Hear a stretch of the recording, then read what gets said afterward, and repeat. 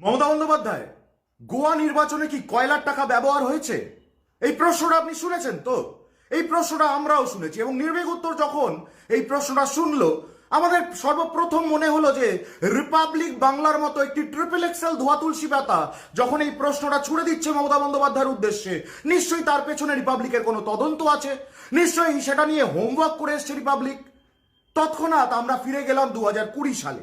কেন? গত 8ই জানুয়ারি 2026-এ ইডির তরফে যে প্রেস রিলিজটা দেওয়া হয় তার প্রথম প্যারাগ্রাফে লেখা রয়েছে, today search is being conducted based on CBI Kolkata FIR number RC01 0220A 0022 dated 27/11/2020 against Shri Anup Maji and others, for which ED had recorded ECIR wide ECIR/17/HIU/2020 dated 28/11/2020। তো সেই 2020-তে কি হয়েছিল? 2020 সালে যখন এই কোল স্ক্যাম নিয়ে চারিদিকে বিরাট পর্যালোচনা, বিরাট তদন্ত, যখন নভেম্বর মাসে এই অনুপ মাঝি ওরফে লালার বিরুদ্ধে ইডি সিবিআই এর অভিযোগ দায়ের, ঠিক সেই সময় রিপাবলিকের তরফে একটি স্টিং অপারেশন করা হয়। যে সাংবাদিক, তৎকালীন রিপাবলিকে কর্মরত যে সাংবাদিক সেই স্টিং অপারেশন করে কোল স্ক্যামটা ফাঁস করেছিল, সেই সাংবাদিকের কাছে নির্ভীক উত্তর পৌঁছে যায় এবং তিনি কি বললেন আপনাদের সকলের সামনে তুলে ধরবো।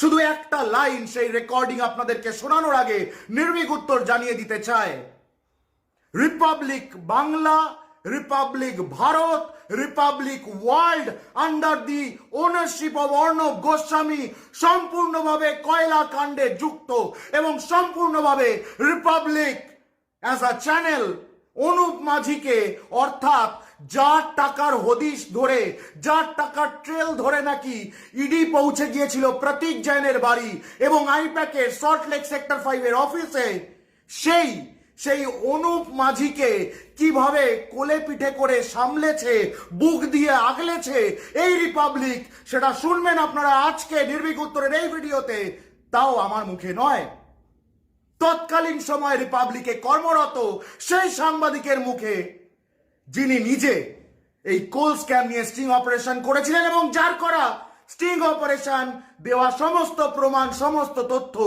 যত্ন সহকারে লোপাট করেছে রিপাবলিক। শুনে নিন অডিও, জেনে নিন কিভাবে অর্ণব গোস্বামীর রিপাবলিক জড়িত কয়লা কাণ্ডে। অভিষেক, নির্ভীক উত্তর থেকে অনিন্দ চৌধুরী বলছিলাম। হ্যাঁ, মমতা বন্দ্যোপাধ্যায়, গোয়া নির্বাচনে কয়লার টাকা কি ব্যবহার হয়েছে? অভিষেক, এই প্রশ্নটা কি সাম্প্রতিককালে তুমি শুনেছো কোথাও? শুনেছি। এই প্রশ্নটা তোমারই প্রাক্তন এমপ্লয়ার রিপাবলিক সেই চ্যানেলের এক সাংবাদিক মমতা বন্দ্যোপাধ্যায়ের উদ্দেশ্যে গত 8ই জানুয়ারি 2026 গোদরেজ ওয়াটার সাইড বিল্ডিং এর সামনে দাঁড়িয়ে ছুড়ে দেয়।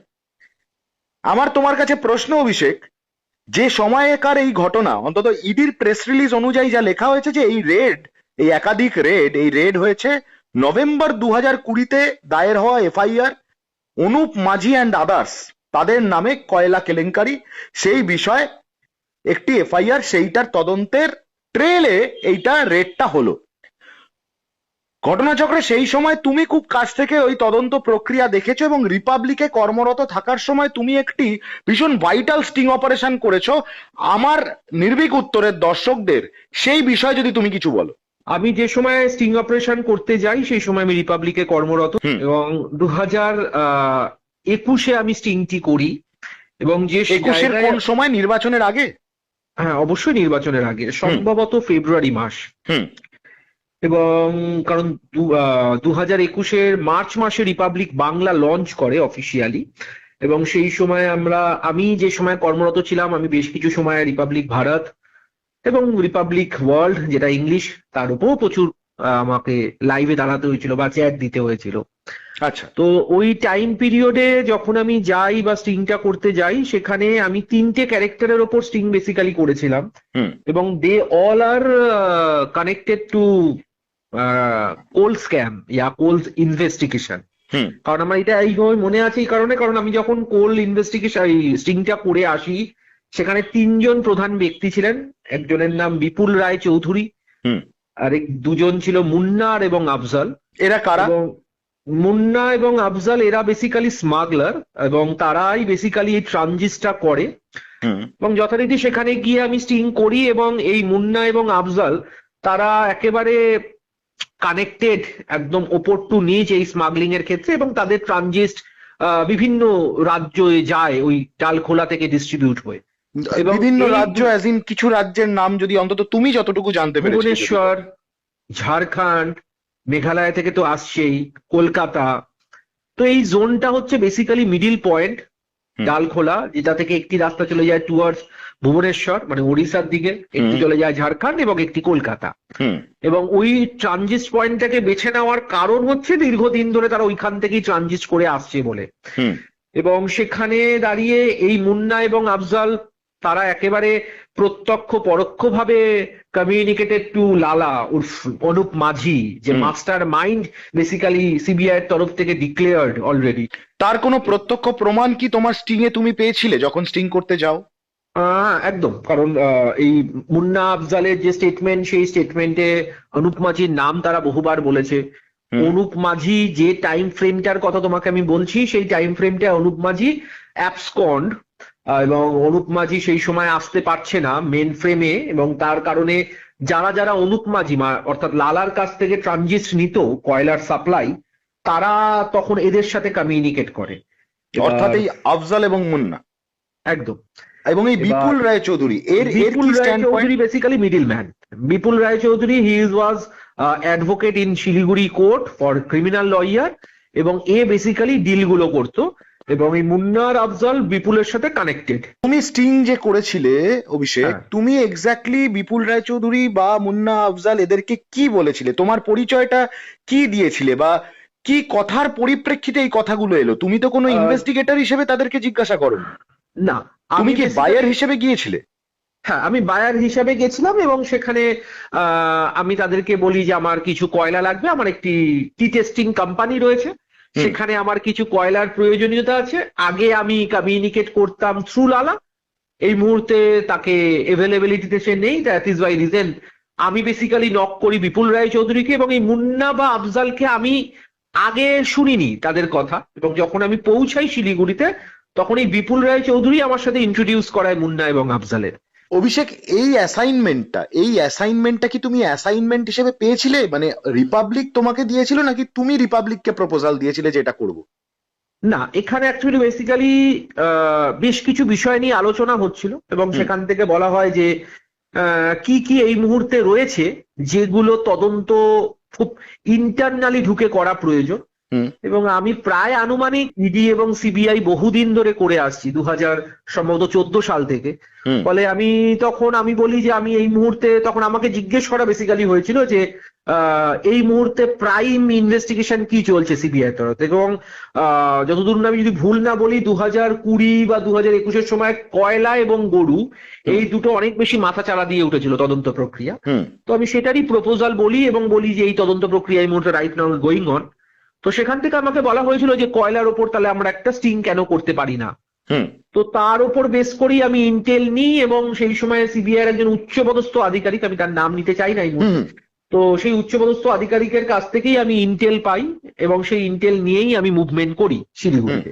স্টিং অপারেশনটা কমপ্লিট করার পরে তুমি এন্টায়ার ফুটেজ নিয়ে ফিরে এলে তুমি কি করলে? ফিরে আসার পরে তুমি এই ফুটেজ গুলো কি করলে? তুমি কি এটাকে রিপাবলিককে হ্যান্ড ওভার করলে, না কি হলো এক্স্যাক্টলি? আমি ফিরে আসলাম, ফিরে আসার পর ডেফিনেটলি অফিসকে সমস্ত কিছু সাবমিট করে দিতে হয়।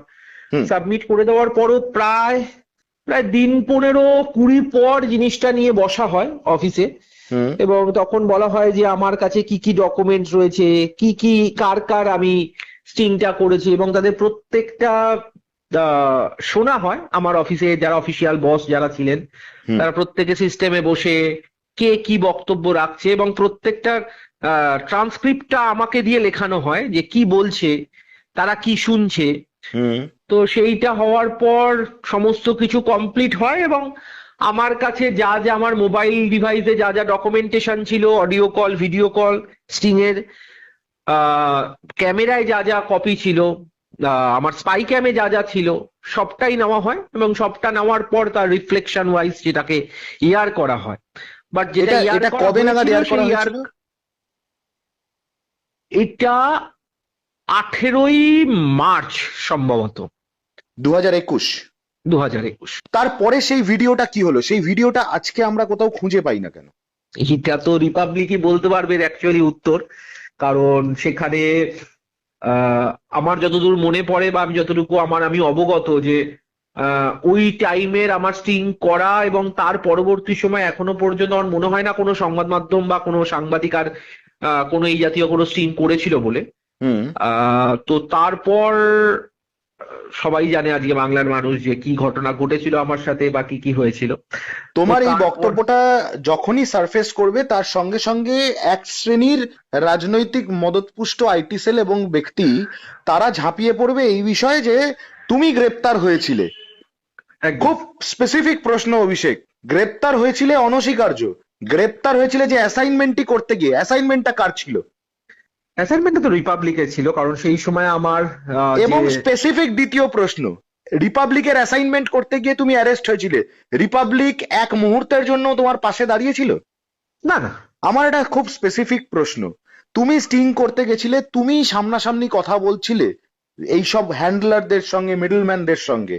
হুম হুম তুমি একটা জিনিস সরাসরি বাংলার মানুষকে বলো, তুমি যাদের নাম ওদেরকে উচ্চারণ করতে শুনেছিলে, যাদের কথা তারা বলছিল, এই হ্যান্ডলার, এই মিডলম্যানরা, গরু কয়লা এদের যে মিডলম্যান, হুম এদের মুখে তুমি রাজ্যের শাসক দল, রাজ্যের প্রশাসন, রাজ্যের মূলত একেবারে স্পেসিফিক্যালি তৃণমূল নেতৃত্ব, হুম।